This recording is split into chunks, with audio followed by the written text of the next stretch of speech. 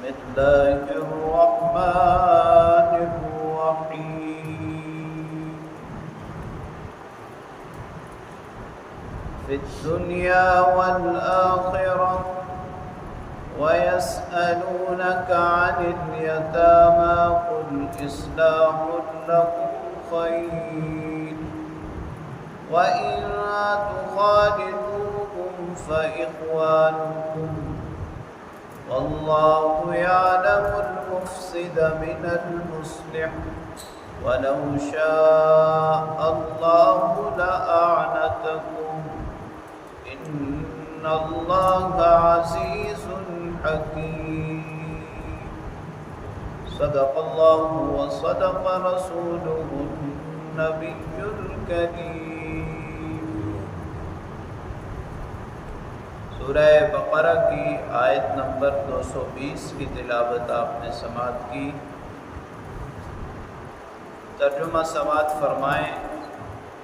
فی الدنیا والآخرہ، دنیا اور آخرت کے معاملات میں، وَيَسْأَلُونَكَ عَنِ الْيَتَامَى،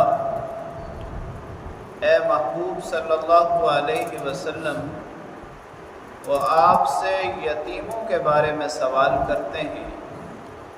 قُلْ إِصْلَاحٌ لَكُمْ خَيْرٌ، آپ فرما دیجئے کہ ان کی خیر خواہی بہت بہتر ہے۔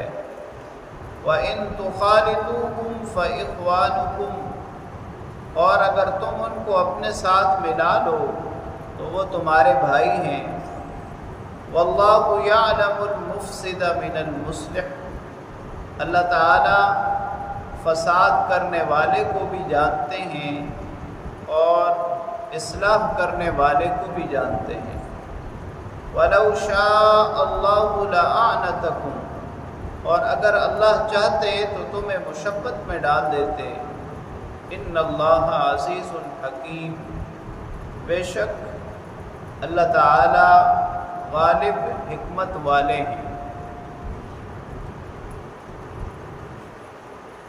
کل کی آیت کریمہ میں دو سوالوں کے جواب اللہ رب العالمین نے نازل فرمائے تھے۔ آج ایک تیسرے سوال کا جواب بیان کیا جا رہا ہے۔ یتیموں کے ساتھ کیا معاملہ کیا جائے اور ان کی پرورش میں کیا احتیاط کی جائے۔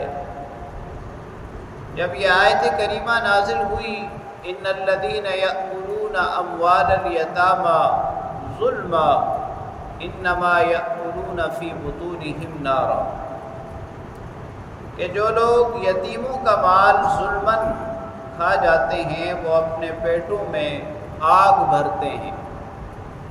صحابہ کرام رضوان اللہ تعالی علیہم اجمعین جو پہلے ہی دین کے معاملے میں بہت احتیاط کرنے والے تھے، انہوں نے جن کے ساتھ کوئی یتیم رہتا تھا اس کا کھانا پینا بھی علادہ کر دیا۔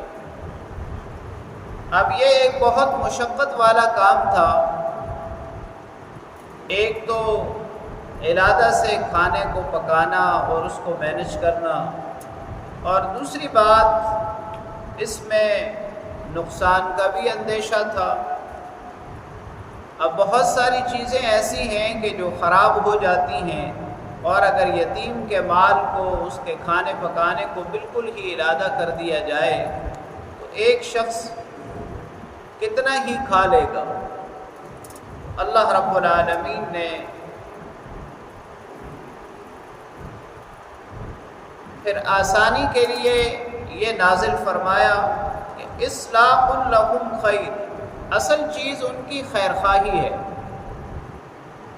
اگر خیر خواہی کا جذبہ رکھنے والا شخص ان کو اپنے ساتھ ملا لیتا ہے، یعنی اس کا مال اپنے مال کے ساتھ ملا لیتا ہے، تو وہ آپ کے بھائی ہیں، اس ملانے میں کوئی حرج نہیں ہے۔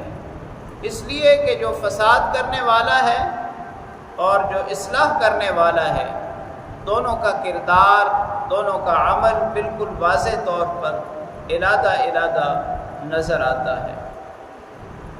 فرمایا اگر اللہ چاہتے تو تمہیں مشقت میں ڈالتے، یعنی اللہ رب العالمین کے یتیموں کے بارے میں حسن سلوک کا یہ مقصد بالکل نہیں ہے کہ وہ تمہیں مشقت میں ڈالیں، بلکہ اللہ رب العالمین کے اس تاکید کا مقصد یہ ہے کہ حقدار کو اس کا حق مل جائے اور کوئی شخص یتیم کا حق نہ کھائے۔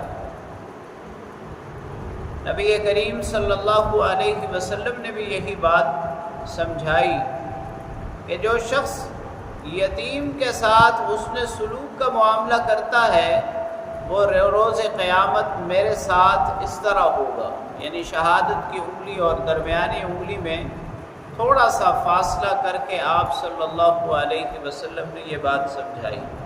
تو جو شخص خیرخواہی کے ساتھ معاملات کو چلاتا ہے، چاہے وہ علادہ چلائے یا اپنے مال کے ساتھ ملا کر چلائے، اس میں کوئی حرج نہیں، اصل چیز ان کی خیرخواہی ہے اور ان کو نقصان سے بچانا ہے۔